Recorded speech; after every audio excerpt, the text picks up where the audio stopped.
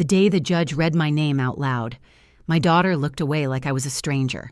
I didn't cry, I just adjusted my scarf, stood tall, and signed the final paper with calm hands.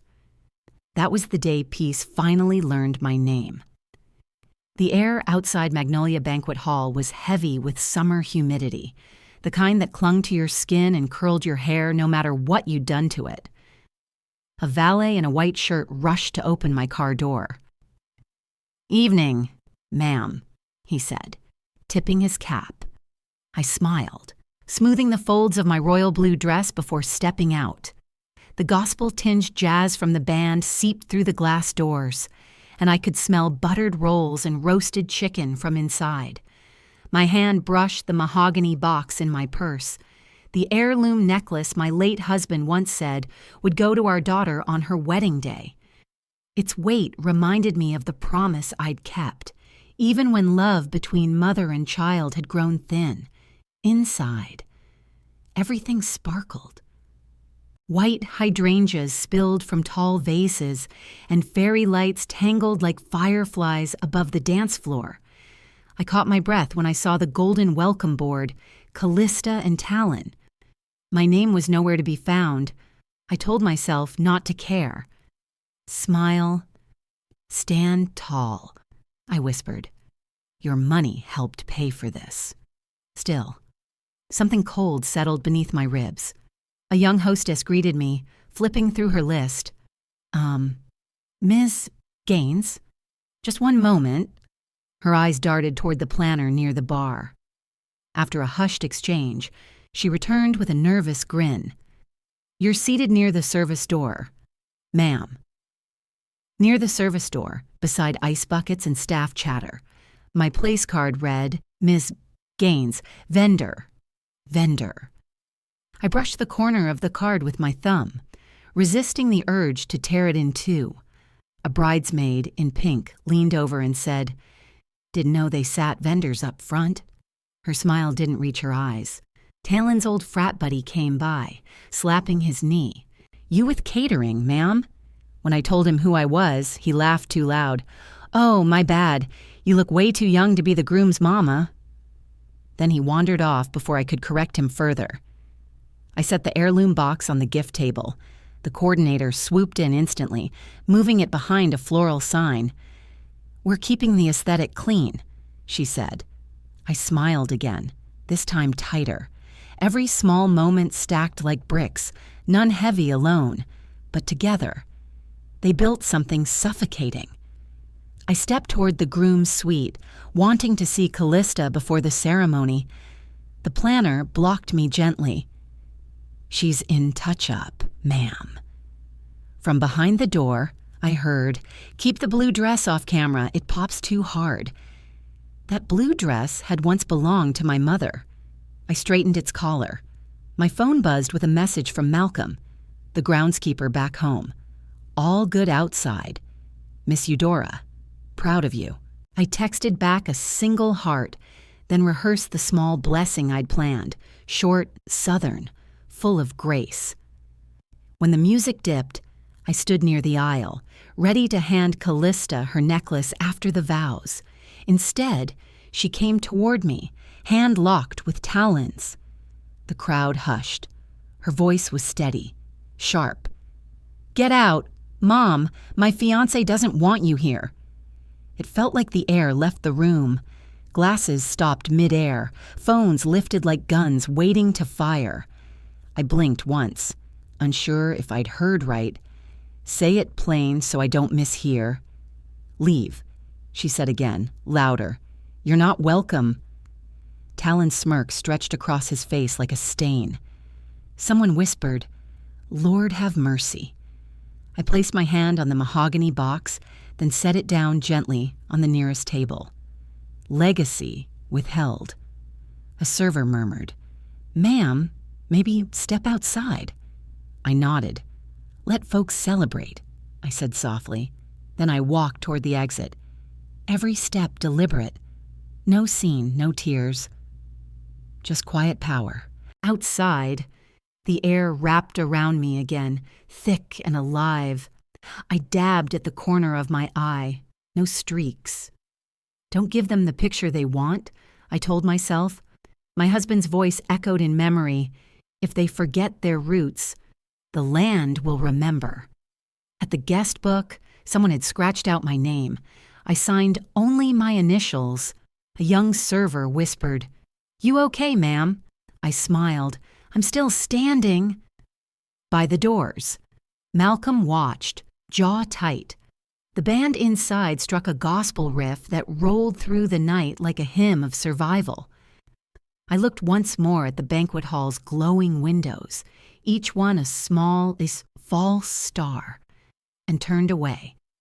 The necklace remained inside, its meaning now mine alone. The night air clung to me as I stood under the awning, the echo of laughter still bleeding from the hall. My phone buzzed again, Callista's name glowing across the screen. I let it ring once, twice, then answered. "What exactly do you need the ranch keys for?" My voice sounded steady, though my pulse fluttered under my skin. "Mom," she said, exasperated. "Don't start. Just bring them tomorrow." I could hear clinking glasses and someone calling her name. I touched the chain around my neck. The cool metal of the keys against my throat steadied me more than her words ever could.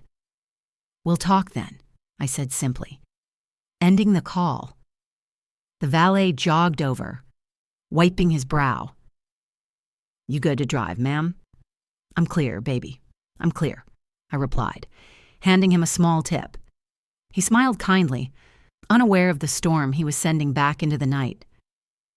I slid into the car, shut the door, and exhaled. The radio hummed with a soft gospel tune. Highway lights shimmered ahead, stretching like a quiet promise. I set the cruise control, keeping my eyes fixed on the road. My royal blue dress lay folded on the seat beside me, next to the unopened mahogany box. Both sat heavy, reminders of things withheld, not forgotten. My late husband used to say, "Put your feelings in the glove box. Eudora, hands stay on the wheel." I smiled at that. Even now, "Power doesn't need a microphone," I murmured to the empty car. "It needs paperwork." By the time I reached Red Clay Ranch, the clock read 9:20 p.m. The crepe myrtles along the driveway swayed under porch light. I parked, took one deep breath, and scanned the yard. Habit of a widow. Make sure everything still belongs to you. My nightly lock circuit began. Back door, mudroom latch, safe room bolt. "Ladies over 60 check twice," I said softly to myself. The kettle hissed, and chamomile steam curled up like prayer.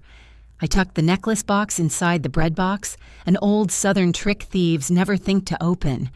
The sound of the lid shutting felt final. I laid the keys on my chest, hand over them.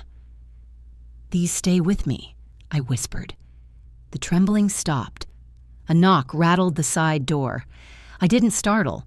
Only one man in this county knocked like that. Malcolm Red stood on the step, cap in hand. "Evenin', Miss Eudora," he said. "You don't have to apologize for looking tired." "Loud day," I said, "but loud ain't the same as right." He stepped inside the porch light, voice low. "Before the vows, I saw that boy, Talon, hand the planner a new seating list. Your name went from family to vendor. Bridesmaid took your card and laughed." He hesitated. "He tore your invitation out back, too." Smiled while he did it. I felt the heat rise but kept still. "You remember the time?" 6:30 sharp, ballroom clock by the doors. I nodded. "Good, write it down." At the kitchen table, I opened my accordion folder, labeled Callista 2024. I slid in the call log, Malcolm's note, and a blank page titled Key Requests. "Dates and facts," I told him, "not feelings."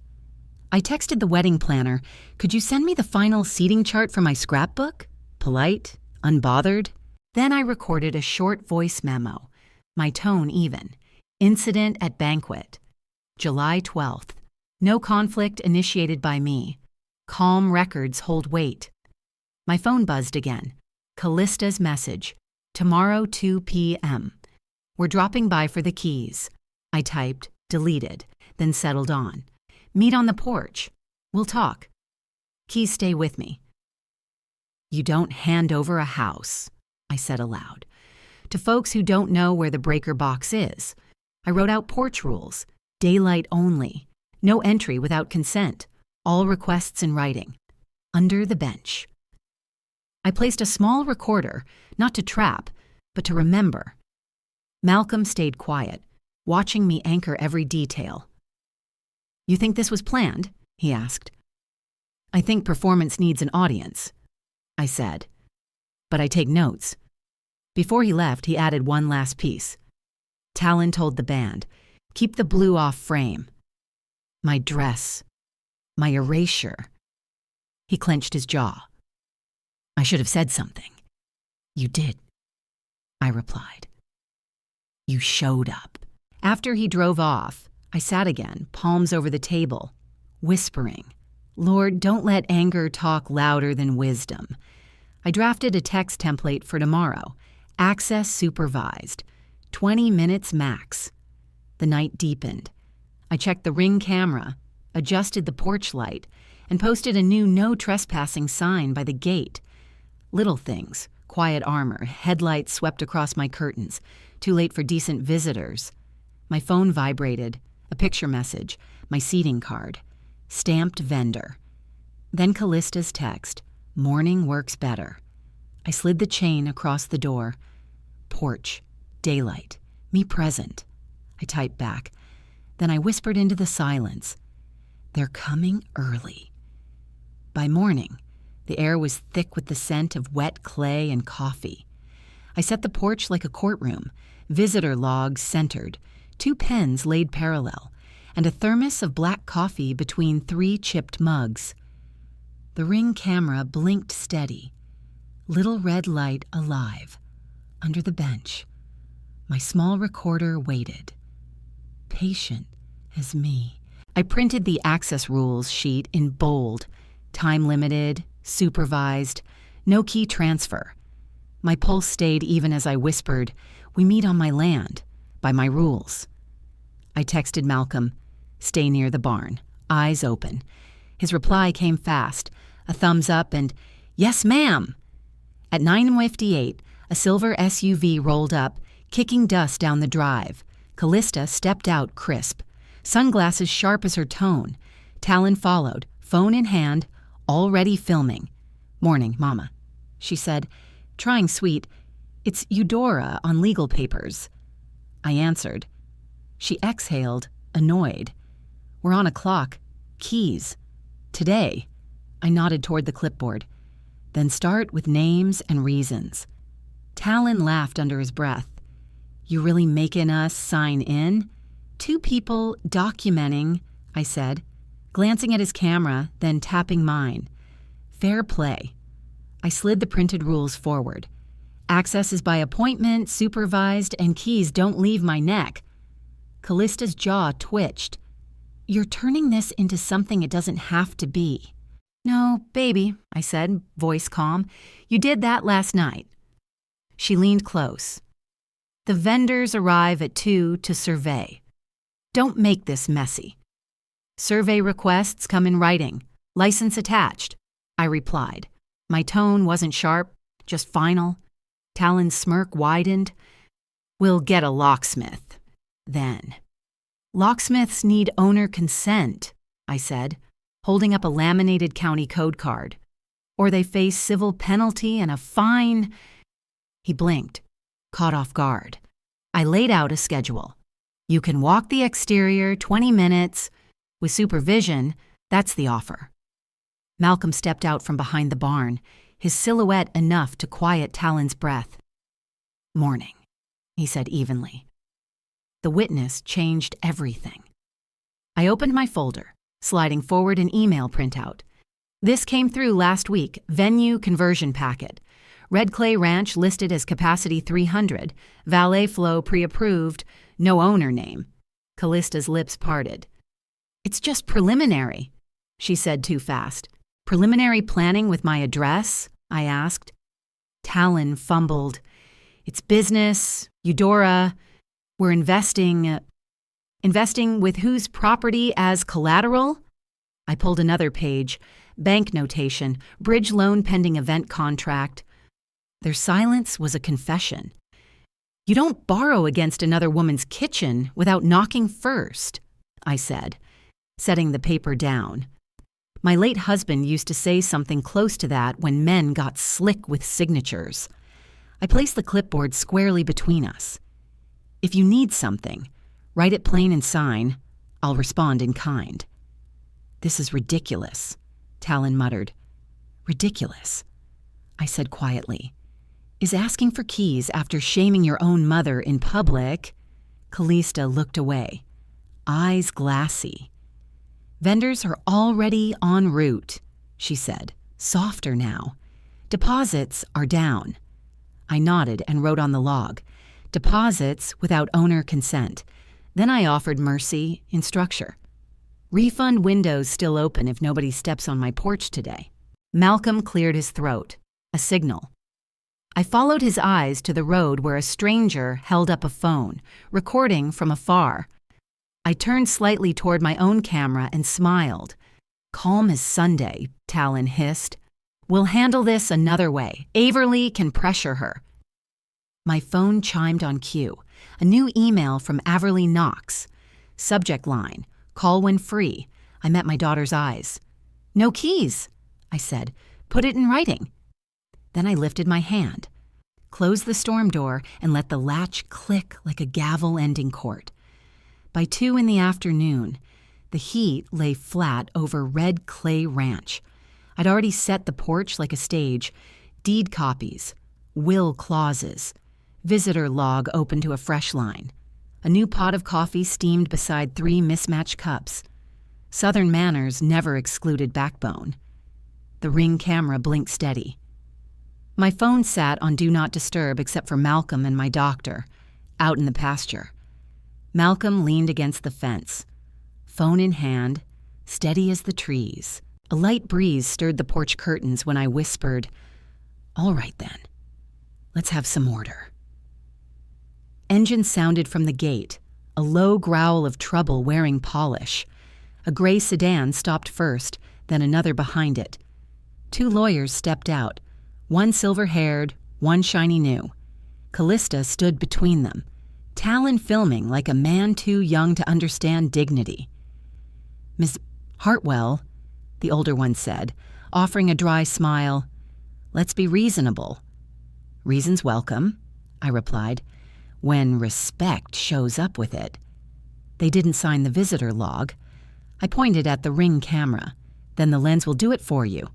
The younger lawyer slid a packet toward me. "Proposed venue agreement, Red Clay Ranch operations." I didn't touch it. "That paper stays outdoors," I said. "Sunlight's honest." Malcolm shifted closer, brim low. His presence was my quiet punctuation mark.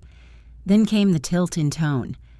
"Ms. Hartwell," the senior attorney began, "your age and isolation raise questions of capacity. Perhaps an evaluation ensures proper stewardship. Guardianship." That word dropped like ice. "For your protection," he added. Callista's voice softened, almost pitying. "Mom, we don't want you overwhelmed." "Owner," I corrected, "not mom." In this context, the younger man nodded toward a tablet. "The county's seen cases like yours. Elders lose control during modernization, sometimes temporarily." I smiled without warmth. "So that's the official offer, keys or competency?" Talon raised his phone higher, waiting for a tantrum that didn't come. He got quiet instead. I reached for a folder under my chair. "Since we're talking stewardship, let's look at your pre-approval." I set down a printed email header and a voicemail transcript. Bridge loan, dated before their wedding. Collateral, owner-controlled agricultural parcel. I read aloud. "Who exactly signed off?" Callista froze. Talon's thumb slipped on his phone. Mercer coughed. Exploratory discussions only. Exploring my property with my name missing, I said. Now that's bold. The planner's capacity sheet from yesterday fluttered in the breeze. Eudora Hartwell, vendor. You can't borrow a woman's kitchen to sell tickets to supper, I said. My tone didn't rise. It deepened. Their mouths opened, but I wasn't finished. From another envelope, I pulled 3 pages, my physician's letter, dated last month, confirming cognitive health. Then the will clause, inked by my late husband's own hand. Administrative control remains with the surviving spouse. No alteration without notarized consent. I slid both papers forward, calm as tea service. You wanted proof of capacity? There it is, stamped and dated. The younger lawyer blinked. Combative posture isn't advisable. Boundaries aren't combat, I said, folding my hands. Talon mumbled to Callista. She's overdoing this, I asked. Have any vendors taken deposits under my property's name? Callista hesitated, then whispered. Some holds, refundable. I wrote in the logbook, deposits without owner consent. If a single truck crosses that gate on false assumption, I said evenly, liability follows the signature. Malcolm shifted his weight, silent confirmation that every word had witness. Down the road. Another car door slammed. A man in a blazer walked up, large envelope in hand. Mercer murmured. Pre-filing notice.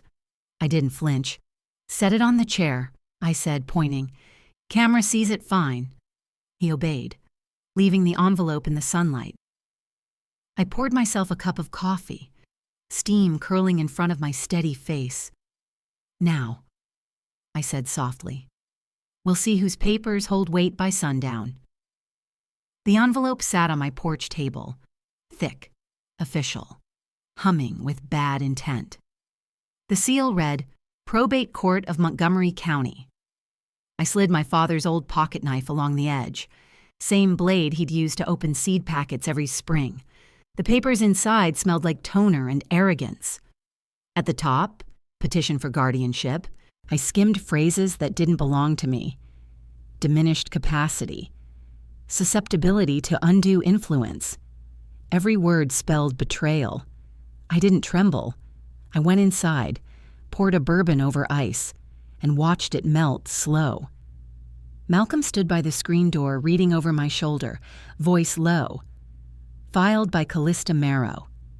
That name, my own blood, cut quieter than a scream.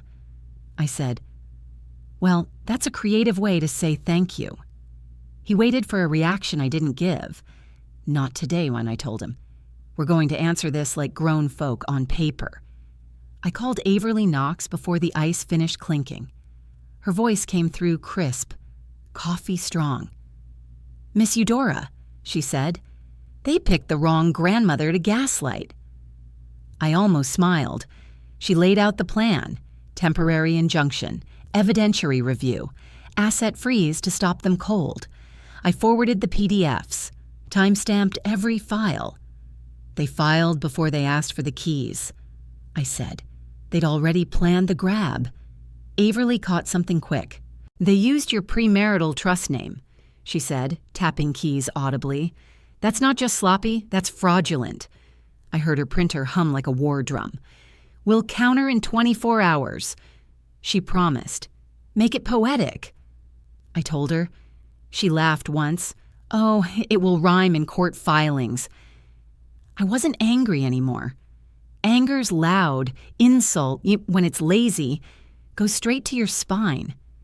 That night, the house creaked with heat. I pulled out my husband's cedar cabinet, dust blooming as I opened the drawers. Folders lined up like soldiers.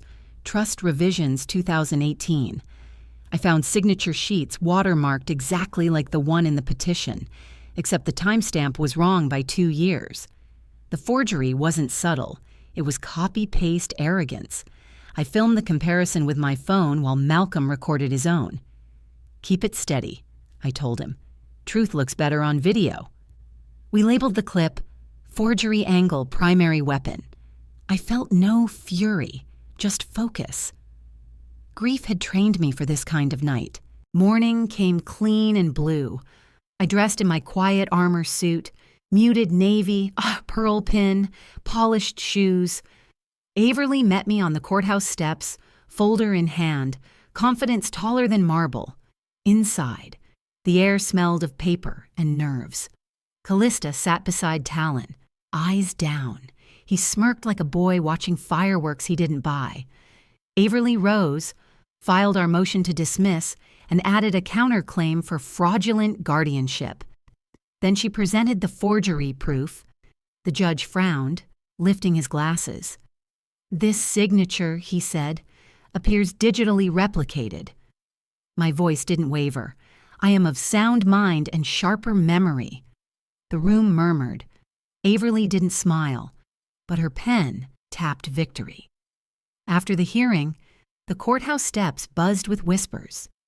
A reporter muttered, "Family trust drama, high-value land." Callista walked fast toward the car, heels hitting the pavement like blame. Talon shouted something about miscommunication, but the cameras caught his flush. Averly turned to me. "It's turning," she said. "Let it spin." I breathed out. They wanted spectacle. I gave them silence. Malcolm drove me home in his old Chevy, sunlight spilling through the windshield. "You all right, Miss Eudora?" he asked. "Justice just clocked in," I said. Back home. The porch was still warm from the afternoon sun. Wind stirred the chimes, soft and final. My phone buzzed. New email. Contract termination. Red Clay Ranch venue. The bank itself had signed off. Attached. One more name on the document. Bold as daylight. Someone who shouldn't exist. I smiled into the quiet.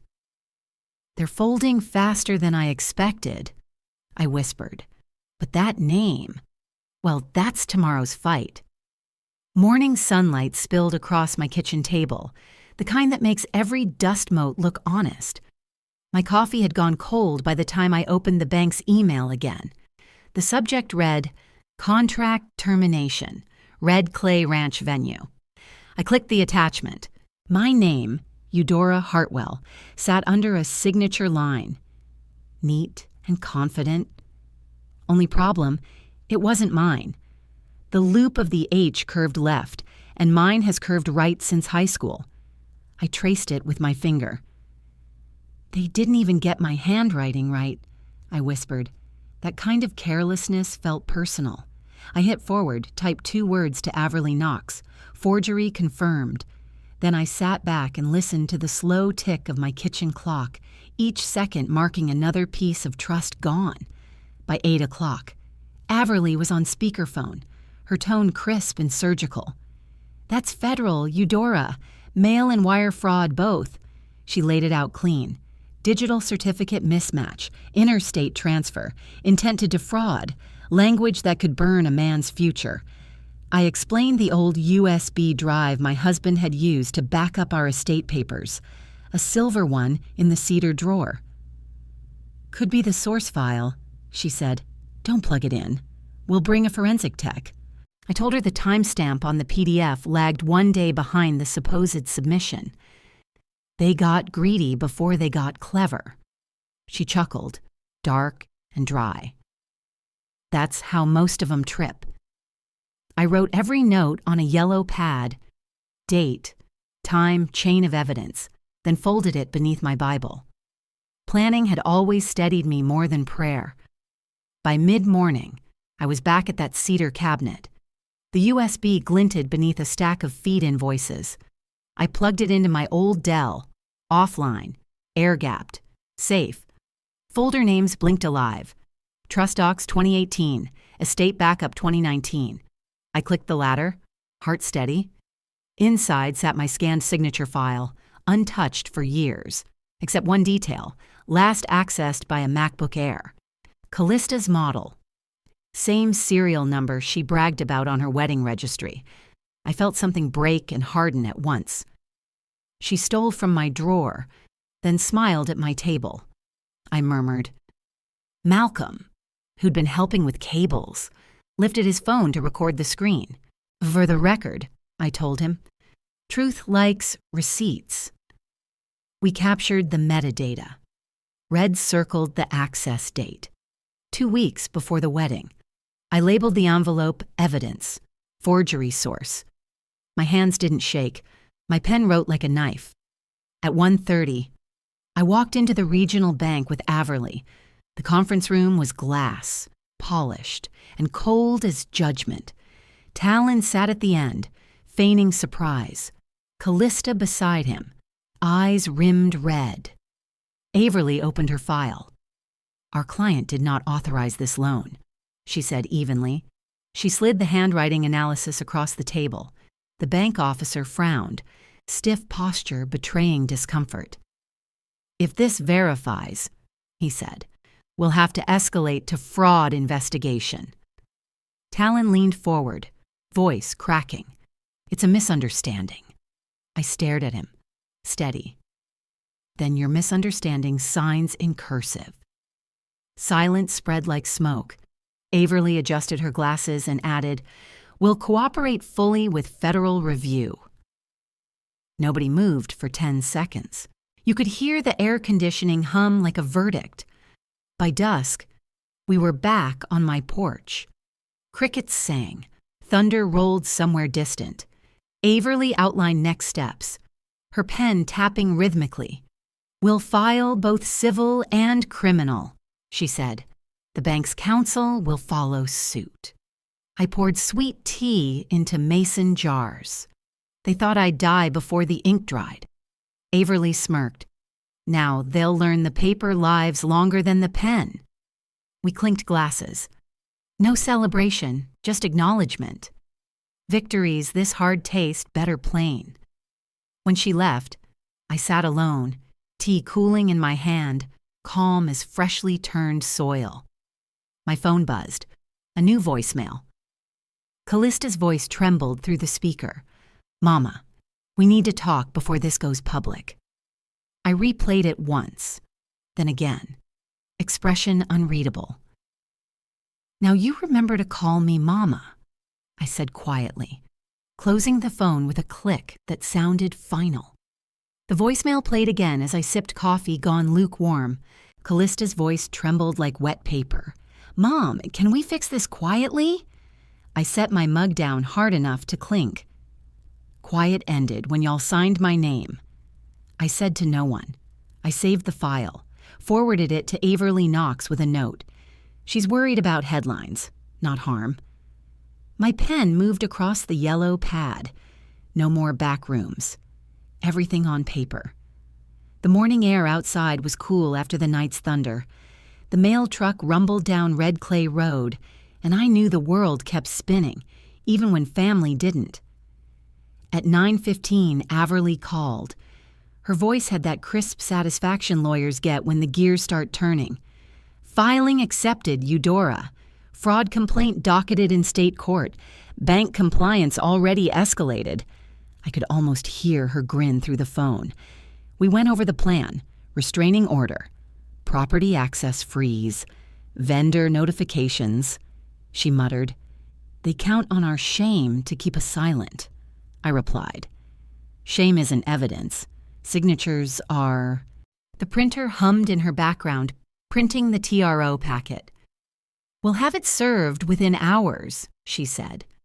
I thanked her, calm but tight. The hurt in my chest had turned into something cleaner, like steel after heat. Late morning brought a cloud of dust at the gate. A county deputy and a process server stood by my husband's old red post, initials still carved in the wood. Malcolm waited nearby, his phone ready for timestamp photos. Mrs. Hartwell? The deputy asked. We're serving a temporary restraining order, access revocation, vendor hold, no key exchange. His tone was even respectful.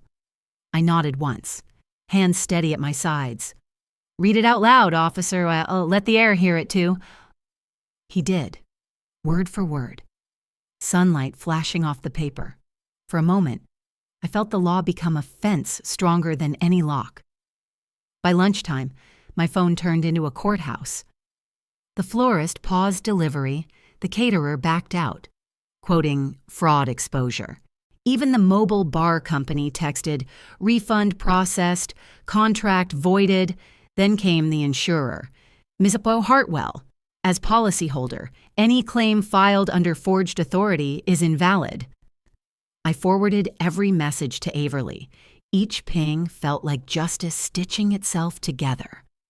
"This is business, not personal," one vendor said. "My signature made it personal," I replied, ending the call. It was strange. Vindication felt both righteous and sad, like watching a storm clear the field you planted. Around 2, we met in a grocery parking lot, neutral ground, public, full of cameras. Callista wore oversized sunglasses. Talon looked like a man built of caffeine and denial. Malcolm stood by my truck, arms folded. Averly on speaker through my phone. "You're ruining our lives over a signature," Talon snapped. I said, "I'm protecting my life's work from your signature." Averly read the TRO terms, her voice steady as scripture. The deputy, who'd followed us, confirmed the papers served. "Here's the deal, Callista," I told her. "You schedule with the deputy. You don't step on my porch." She opened her mouth, but nothing came out. By mid-afternoon, my family group chat lit up. Cousins, aunts, all just asking questions. Malcolm saw my fingers hover over the keyboard and shook his head. "Let the filing speak," he said. I listened. The HOA sent an email about trespass enforcement and gate code updates. Then, a knock, a neighbor leaving a casserole, sticky note attached. "Proud of you for standing up." I laughed softly, the first real sound of relief in days. The ranch finally felt like mine again. Late afternoon brought an email from the bank. "Venue account frozen pending investigation." A courier would collect the USB for forensic imaging. Then a blogger messaged me for comment. I deleted it. "Silence isn't surrender, baby," I told my reflection. "It's strategy." My reflection nodded back. Dusk arrived gentle and blue. Sprinklers hissed. The world exhaled. Callista texted, "Can I just get the keys for one night?" I typed, "Schedule with the deputy." I folded laundry, turned a family photo on the mantel slightly sideways. Malcolm stopped by with 2 beers, left one unopened. "You did right," he said. "Doing right still hurts." I answered. The porch light flickered on, steadying itself against the dark. At 7:42, the mailbox clanked. A certified envelope waited with Talon's name in the corner. I held it to the light, his lawyer's seal clear as daylight. The offer inside said, "Settle privately. Withdraw complaint. Restore venue." My lips curved into something between pity and power. "They mistook my mercy for currency," I murmured. The courthouse smelled faintly of coffee and polished wood, that mix of nerves and bureaucracy I'd come to recognize. I sat behind Averly Knox in the second row, dressed plain, charcoal skirt, low heels, no jewelry except my ring. The judge adjusted her glasses, scanning the filings. "Probate case 22104, she read. Averly rose and spoke clear as daylight, presenting the USB evidence, bank memo, and handwriting analysis. The judge's gavel struck once. "Preliminary injunction granted. Ms. Hartwell retains exclusive control of the Red Clay Ranch pending litigation." My breath caught, not in shock, but in confirmation. No celebration, just the rhythm of right being restored. Back in Averly's office, her printer hummed again, this time for victory. My phone buzzed with an email. Compliance findings, account termination and letter of apology. I opened it slowly, like a letter from an old ghost. The bank admitted fault, unauthorized access, forged instructions, system misuse. They promised referral to the state attorney general. Averly's grin was professional, proud. They wanted quiet, I murmured. I wanted receipts, she replied. Now you have both, theirs. The paper felt heavier than it looked, weighty with truth. It wasn't triumph, it was repair. By noon, we stood at the county clerk's counter, filing a notarized deed restriction addendum. The clerk's pen squeaked as she stamped each page. The rule was simple. No event, no venue use, no alteration without the titled owner's written consent. Violations meant automatic trespass. I leaned on the counter, feeling the cool marble under my palms. Paper holds, I whispered, remembering my late husband's words. Averly smiled faintly, uploading scanned copies to my phone. The sound of that clerk's stamp felt like the click of a deadbolt, final, official, forever. That afternoon, Callista and Talon arrived at the grocery lot again. No drama this time, just exhaustion written across their faces. Callista clutched a folder like a peace flag. If we apologize, she asked softly, can we still host Saturday? I looked her in the eyes and gave the same 4 words I'd spoken before. Schedule with the deputy. I let them hang in the air. Heavy but clean. The ranch isn't a venue, I added. Averly handed them copies of the injunction and the addendum, notarized and sealed. Malcolm recorded the timestamp quietly from his truck. Talon muttered. This is overkill. I met his stare. This is over. Later, the community emails rolled in like calm after a storm. Vendors confirmed refunds, each ending with thank you for the clarification. Miss Hartwell. The HOA updated the gate code and sent a note about appreciating civility and resolution. I replied with 2 words. Understood. Thanks. A casserole appeared again. Same neighbor, same kindness. I returned the dish the next day with a note that simply read, "We're okay." As the sun dropped over the ridge, I oiled the front door hinges. The old red post caught the light, initials from my husband still carved deep inside. I set the family photo back on the mantel. Callista at 10, freckles and braces. But this time, I placed it slightly to the side. Love and boundary. Sharing a shelf? Averly called once more. Trial will come later, she said. But today, you're safe. I smiled at the horizon. Safe's enough. Malcolm stopped by with a basket of peaches. You won, he said. No, I replied. I just finished what they started. When dusk settled, I made tea and sat on the porch, feet tucked under the blanket. I thought of every woman my age who'd been told to stay quiet for the sake of family. If you're over 60 and tired of being polite to fraud, I whispered, remember, silence isn't surrender. Silence can be strategy. I've learned peace has paperwork and boundaries have signatures. I lock them both where they belong, under my name. Then I walked to the fire safe, placed the house keys inside, and closed the lid with a soft click. Schedule with the deputy, I said aloud, voice steady as the night. The porch light blinked on.